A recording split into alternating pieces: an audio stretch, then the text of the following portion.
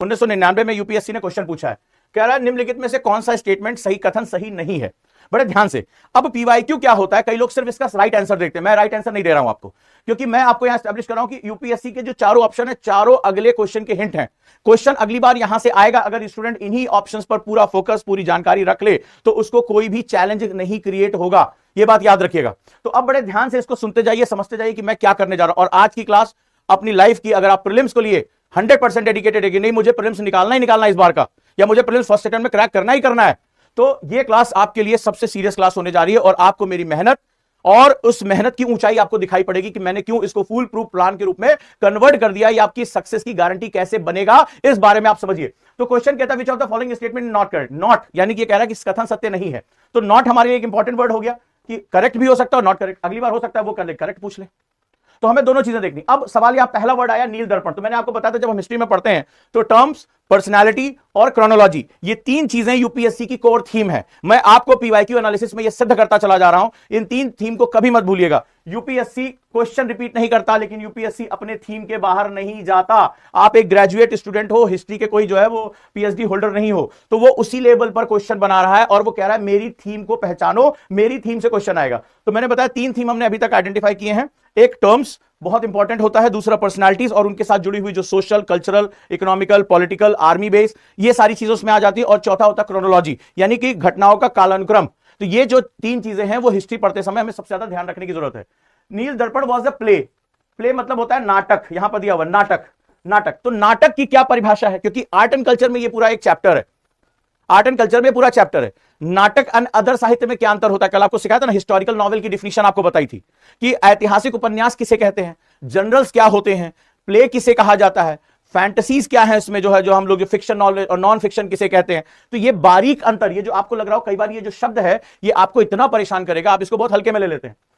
On the exploitation, अब विषय क्या था इसका, एक्सप्लॉयटेशन ऑफ इंडिगो फार्मर। कह रहा है नील दर्पण जो है वो एक ऐसा नाटक था जो इंडिगो फार्मर यानी कि नील किसानों के, कौन से नील के किसानों के शोषण पर आधारित था। विषय पूछ लिया, ये हो गया टर्म, ये हो गया उसकी विशेषता और ये हो गया उसका कैरेक्टर यानी उसका थीम।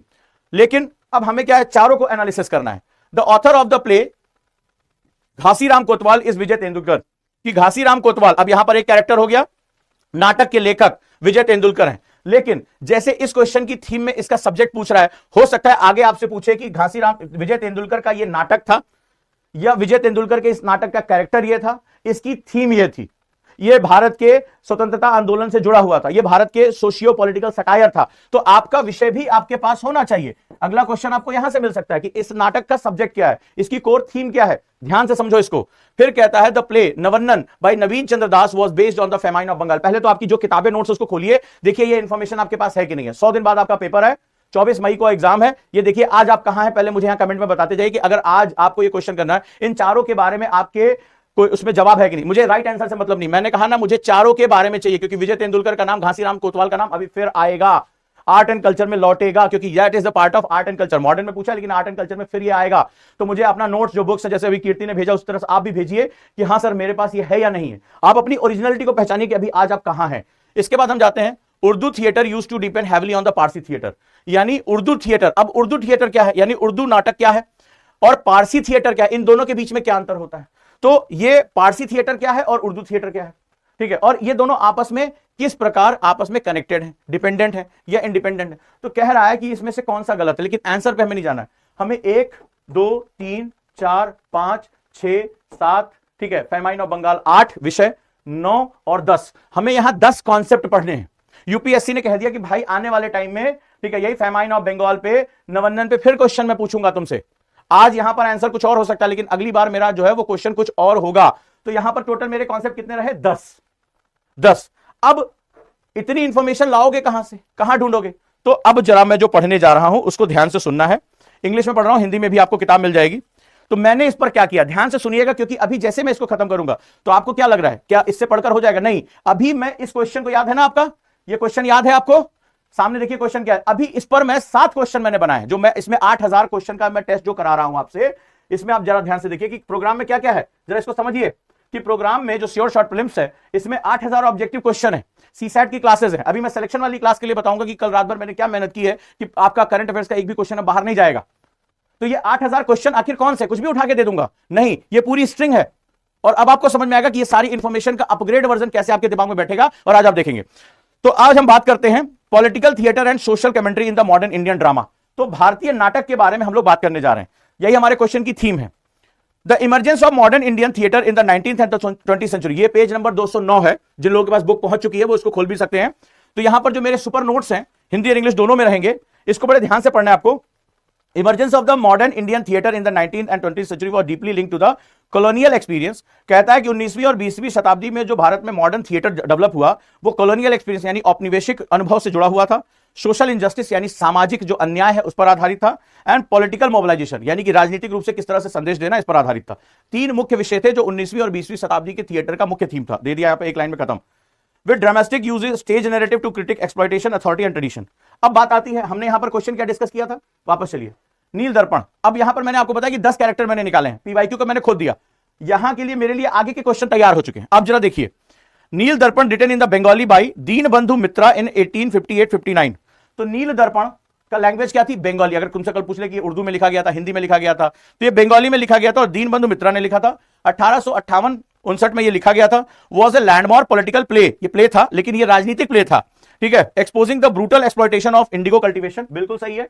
तो ये नील की खेती करने वाले जो किसान थे उनके ऊपर जो अत्याचार किए गए उसको एक्सप्लॉइट इसको कर रहा था। अंडर द तीन कटिया सिस्टम इन बंगाल। तो बंगाल में जो तीन कटिया सिस्टम लागू किया गया था, ठीक है, इसके बारे में मैंने डिस्कशन किया था, आगे भी इसमें डिस्कशन है। उसके विषय में इसका कोर विषय था, बाकी जानकारी भी मैंने यहां दे दी। It contributed significantly to the public sympathy during the indigo revolt, जिसे नील विद्रोह कहा जाता है 1860 का।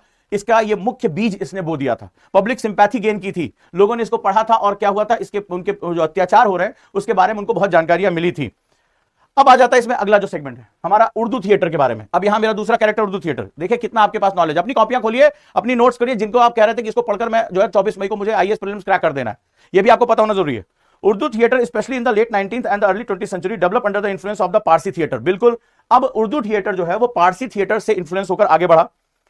विच blended Persian Urdu dialogue, melodrama, music and spectacle.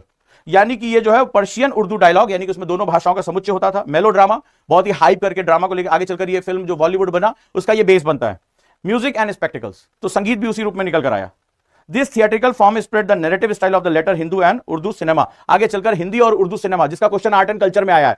आपको लग रहा होगा कि ये ऑप्शन तो किसी काम का नहीं है, लेकिन आर्ट एंड कल्चर में जाओगे तो जब सिनेमा आपका आर्ट एंड कल्चर का एक बहुत इंपॉर्टेंट पार्ट है, क्वेश्चन आते हैं तो वहां से वापस ये क्वेश्चन तुम्हारे पास लौट कर आएगा, टेंशन नहीं लेने का है, ठीक है। और जब यहां पर जब आप नील दर्पण पढ़ रहे हैं और यहां पर जो है वो जब हम नील विद्रोह की बात करें, इंडिगो रिवोल्ट की बात करें, फिर वापस यही कैरेक्टर वापस लौटेगा। तो ये क्वेश्चन बार बार लौटेंगे। यहां पर जो मैंने इंफॉर्मेशन दिया है कि नील विद्रोह के बारे में था, तो जब नील विद्रोह पे क्वेश्चन पूछा जाएगा, जब रिवोल्ट पे क्वेश्चन पूछा जाएगा, तो वापस यहां पर, यानी यहां से आपने विद्रोह पढ़ा, विद्रोह से क्वेश्चन फिर यहां लौटेगा। आप ऑप्शन याद रखिएगा, भी सामने आपके आएगा, तब आपको पता चलेगा यार यूपीएससी तो एक ही थीम पे क्वेश्चन पूछता रहता है, हम नहीं इतना इंफॉर्मेशन कलेक्ट कर पाते और कोई मुझे इतना कलेक्ट करके दे नहीं रहा है। लेकिन अब यह प्रॉब्लम सॉल्व हो गई है। तो आगे मैं पढ़ता हूं। Indian plays increasingly reflected social realism addressing themes like caste oppression, यानी कि जाति का जो उसका दबाव है, कॉलोनियल एक्सप्लॉयटेशन जो औपनिवेशिक जो है दबाव है, जेंडर इनइक्वलिटी जो लैंगिक असमानता है, और ब्यूरोक्रेटिक टायरनी तो जो उस समय जो अंग्रेजों के जो प्रशासनिक दबाव था उसके बारे में इन्होंने फोकस किया है। प्ले राइट्स लाइक भाषा, Kalidas and Bhavabhuti were referent in the nationalist discourse, but modern dramatic like Habib Tanvir, Mohan Rakesh and Utpal Dutt reshape theater as a medium of resistance। तो बोले दो तरीका का दिखाई पड़ता है, एक प्राचीन और एक नवीन। तो प्राचीन समय में कालिदास ने भी तो नाटक लिखे थे और वर्तमान समय में, तो दोनों का अंतर बता दिया कि प्राचीन और वर्तमान समय में नाटक में क्या अंतर रहा है। These development were sustained by institutions such as the Indian People Theatre Association IPTA। तो बोले आगे चलकर यही आइडिया वर्तमान भारत में 1940 में Indian people theatre association IPTA ने इसको अडॉप्ट कर लिया। And the national school of drama NSD, national school of drama. फिर अभी आप आर्ट एंड कल्चर में जाओगे, NSD का क्वेश्चन तुम्हें मिल जाएगा। यही क्वेश्चन तुम्हें दोबारा आगे मिलेगा, लिख लो कहीं कॉपी में। और जिसने भी PYQ लगाया होगा, आर्ट एंड कल्चर का लगाया होगा, NSD पर क्वेश्चन आया हुआ है। आगे देखते हैं। Thematic engagement with historical drama, agrarian crisis and state violence. बोले आगे चलकर इनका जो मुख्य विषय बन गया वो हिस्टोरिकल ड्रामा था, ऐतिहासिक कोई बहुत बड़ी दुर्घटना, एग्रेरियन क्राइसिस किसानों का जो है वो जो उसका संकट है, और स्टेट वायलेंस यानी कि जो राज्य में जो हिंसाएं हुई, दंगा हुआ, इसके बारे में रहा है। Allowed Indian theatre to evolve as a both literary and political form of expression. ठीक है, अब सवाल है तीन खटिया सिस्टम, लगे हाथ ये जान लो। तो मैंने यहां पर बॉक्स में दे दिया तीन खटिया system. A coercive colonial cultivation practice in which peasant were forced to grow indigo on 3 out of every 20 units of land often on fertile plot, leaving little room for the food crops. It was the core grievance behind the Indigo revolt and central to the नील दर्पण. तो तिनकटिया पद्धति के बारे में बता दिया कि कैसे फर्टाइल लैंड पे उनको जो है वो कैश क्रॉप इंडिगो नील की खेती के लिए, जो उस समय यूरोप के कपड़ों को रंगने के लिए प्रयोग किया जाता था, उसको फोर्स किया जाता था, मारा पीटा जाता था, उनके लिए खाद्यान्न नहीं मिलता था। आगे चलकर बंगाल फेमाइन का ये मुख्य आधार बनता है। तो यहां पर हो गया, अगर किसको नहीं पता तो आपने वहां पे पढ़ लिया, ठीक है। अब सवाल है कि मेरे बाकी ऑप्शन का क्या मैं करूं, क्या मैं छोड़ दूं उसे केवल में, तो फिर बाकी बे और मेरे में कोई फर्क नहीं रह जाएगा। मार्केट में ऐसी बहुत सी किताबें, अब यहीं पर डिफरेंस क्रिएट होता है। अब मैंने निगेटिव मार्किंग को कवर किया। अगर आपसे निगेटिव मार्किंग करा ली जाए तो क्या करोगे? अब नवन्ना बाई नवीन चंद्र दास, क्या यह सही है? मैंने यहां क्वेश्चन पूछा, इज इट ट्रू? नवन्ना बाई नवीन चंद्र दास और इसका सब्जेक्ट जो बंगाल फेमाइन है, क्या यह सही है? ठीक है। There is no authoritative record of the play title Navanna by Naveen Chandra Das based on the Bengal famine, either the famine of 1770 और 1943। दो बार famine आया, 1770 में और 1943 में, और ऐसा कोई रिकॉर्ड नहीं है कि नवन्ना जैसा कोई प्ले है जिसको नवीन चंद्र दास जो है वो लिख रहे हैं। यानी आपके दिमाग में स्ट्राइक कर गया कि निगेटिव मार्किंग कहां हो सकती है, क्योंकि आप अंदाजे से जाओगे तो मामला खत्म हो जाएगा। ठीक है, आगे देखते हैं। The Bengal famine of 1943 was represented in the literature by work as the नवन्ना बाई बिजोन भट्टाचार्य। जी हां, यह है इस नोट्स की सबसे बड़ी पावर। तो बंगाल फेमाइन का कभी जो यहां पर मैंने कहा 10 कॉन्सेप्ट कम से कम, अब 10 से मैं जा रहा हूं 20 कॉन्सेप्ट की तरफ। पावर देखिए, मेरी मेहनत देखिए इसमें। अब यहां पर बंगाल फेमाइन, तो अगर बंगाल फेमाइन आया है, यूपीएससी का एक एक वर्ड जो भी वो ऑप्शन में देता है, ऐसे ना हथेली में रखना। वो बता रहा है मैं क्वेश्चन पूछूंगा अगली बार। बंगाल फेमाइन क्या मेरे लिए बेकार हो गया? नहीं, बंगाल फेमाइन नवीन, अगर नवन्ना नहीं था तो क्या था? तो नवन्ना जो था वो बंगाल फेमाइन से जुड़ा हुआ था, लेकिन नवीन चंद्र दास नहीं है। तो कौन है? ये इंफॉर्मेशन मैं कहां से लेकर आऊं, है ना, एक लाइन में आ गया। ध्यान से पढ़ो इसको। Bengal famine of 1943 was represented the literature work such as a नवन्ना, 1944 में लिखी गई थी, बाय बिजोन भट्टाचार्य। और ये कौन थे? ये वामपंथी प्ले राइटर थे, और ये आईपीटीए से जुड़े हुए थे। आईपीटीए मतलब जो theatre association, India people theatre association, IPTA. मैंने एक संस्था का नाम भी बता दिया। आजादी से पहले अगर थिएटर के बारे में पूछेगा तो यहां से क्वेश्चन आएगा, ये मैंने यहां डाल दिया। तो यानी इनकी जगह कौन थे? इनकी जगह थे बिजोन भट्टाचार्य। तो अब आपके पास एक इंफॉर्मेशन हो गई। अगला, the miss attribution in the name author and theme suggestion historical inaccuracy. यानी यहां पर क्या कर रहा है? आपको कंफ्यूज कर रहा है। ये मैंने लाइन डाल दी कि आपको क्या कर रहा है, ये मिस एट्रीब्यूट कर रहा है, ये गलत तरीके से आपको प्रेजेंट कर रहा है। यानी सावधान हो जाओ, यहां मैंने ये लाइन डाली है, सावधान हो जाओ, निगेटिव मार्किंग मत करके चले आना, क्योंकि सिर्फ मुझे आपको पॉजिटिव मार्क नहीं कराना है, मुझे आपकी निगेटिव मार्किंग भी कम करना, और ये उसी का फुल प्रूफ नोट है। ध्यान से समझते जाओ। आगे कहता हूं, द मिस इसमें difference from the Neel Darpan and Ghasiram Kotwal which were have a clear authorship date and social context in the documentary historical setting. बोला कि बाकी सभी में बिल्कुल क्लियर है कि उसका विषय क्या है, कब लिखा गया, लेकिन इसके बारे में जानकारियां अमूर्त रूप से रखी गई हैं। अब सवाल है, क्या मैं विजय तेंदुलकर को छोड़ दूं, क्या घासीराम कोतवाल को छोड़ दूं, क्या प्ले को छोड़ दूं? नहीं, यही तो नोट्स की खास बात है। एक ही जगह मुझे सारी जानकारी चाहिए, क्योंकि विजय तेंदुलकर अभी फिर आएंगे वापस, आर्ट एंड कल्चर में लौटेंगे। आपको लग रहा है कि यहां क्वेश्चन खत्म हो गया, यूपीएससी अपना थीम छोड़ता ही नहीं है। ये मेथड जो मैं आपको सिखा रहा हूं, अगर आप सीख गए ना साहब, मैं कह रहा हूं कि फर्स्ट अटेम्प्ट में आपका प्री निकल रहा है। ये अगर आपके पास है, और अब जो मैं आज आपको कराने जा रहा हूं, ध्यान से मेरी बात सुनते रहना, अभी बात खत्म नहीं हुई। इस पर ही मैं ये तुम्हारे दिमाग के अंदर बिठा दूंगा। यूपीएससी जिस हद तक जा सकता है जाए, ये तुम्हारे दिमाग में बिठा दूंगा, और कैसे बिठाऊंगा उसका तरीका भी मैं बताऊंगा। ध्यान से क्वेश्चन सुनते जाना। विजय Tendulkar and Ghasiram Kotwal, is it true? मैंने यहां पर क्वेश्चन लिखा, क्या यह सत्य है, ताकि तुम्हारे दिमाग में स्ट्राइक करे। छोटे छोटे क्वेश्चन बना दिए कि भैया तुम पढ़ते समय एकदम अचानक से सुन। अब जैसे मान लो ये बच्ची ने यहां पे मुझे नोट्स भेजा, फॉर एग्जांपल, ध्यान से अंतर देखो। ये बच्ची ने मुझे नोट्स भेजा कि सर देखिए आपने पढ़ाया था, और ये मेरे पास जो किताब है, आप बताओ इतने बड़े बड़े पैराग्राफ, इसमें कहीं लिखा है, कहीं लिखा है, और ये बहुत फेमस किताब से उन्होंने भेजा है, बहुत फेमस किताब से, हर बच्चा प्रीलिम्स में पढ़ता है। इसमें कहीं लिखा है कि क्या आप गलतियां कर सकते हो, जो क्वेश्चन की थीम है तेभागा किससे संबंधित नहीं है, क्या आपको ध्यान रखना चाहिए, क्या गलत ऑप्शन वो पूछ सकता है, कहीं है इसमें, और छोटे छोटे पॉइंट्स में दिया है ना इसमें। यहां मैंने क्वेश्चन पूछा है कि विजय Tendulkar and Ghasiram Kotwal, is it true? क्या ये सत्य है, क्या ये आपस में कैलकुलेटेड? अब देखो इसका आंसर मैं कैसे दे रहा हूं, अंतर देखते जाइए नोट्स में। विजय तेंदुलकर 1928 टू 2008, मैंने बता दिया कब पैदा हुए, कब जी, एक ही लाइन में खत्म। वॉज लीडिंग पोस्ट इंडिपेंडेंस, ये पोस्ट इंडिपेंडेंट थे। Indian playwright knows for hard hitting critic for the power and morality. ये बेसिकली राजनीतिक सटायर लिखते थे, और ये राजनीति के ऊपर बहुत तगड़े कमेंट करते थे, ये सटायर लिखते थे, और ये आजादी के बाद आए थे। Ghashiram Kotwal is set in the 18th century. अब घासीराम कोतवाल का विषय क्या है, आप देखते जाइए, पावर देखिए नोट्स की, इसके बारे में पूरी की पूरी जानकारी आपकी खत्म यहीं पे। घासीराम कोतवाल मराठी प्ले है, मराठी में लिखा गया। भाई लैंग्वेज पूछ सकता है तुमसे, कल को मैचिंग कर, अभी आगे आप क्वेश्चन देखोगे इसी में दे देगा, और यही वापस नील दर्पण वापस आएगा, घासीराम कोतवाल आएगा आपका, ठीक है। ये मैचिंग करने की भाषा मैचिंग करा देगा। अगर आपको उस समय पूरी जानकारी नहीं है तो आप क्वेश्चन, अब घासीराम कोतवाल हो सकता है आप हिंदी नाटक के साथ उसको जोड़ दो, उर्दू के साथ जोड़ दो, लेकिन ये मराठी नाटक था, ठीक है। अब ये Marathi play written by the Vijay Tendulkar in 1972। पूरी जानकारी हो गई, बोल्ड में करके दे दिया, क्योंकि अभी जब मैं आपको ये पढ़ाऊंगा तो यही बोल्ड वाले को हाईलाइट करा के इसका क्रैक्स निकालना है।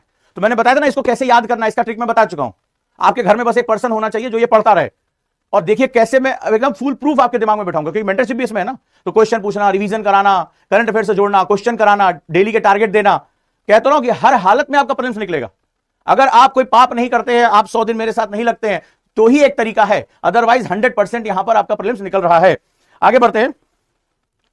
Ghasiram Kotwal set in the 18th century Pune and stage the rise and fall of the police officer. अब थीम क्या है कि एक पुलिस ऑफिसर के राइज और फॉल के बारे में है, under the patronage of Nana Phadnavis. इसमें मेन कैरेक्टर क्या है? नाना फडणवीस साहब है।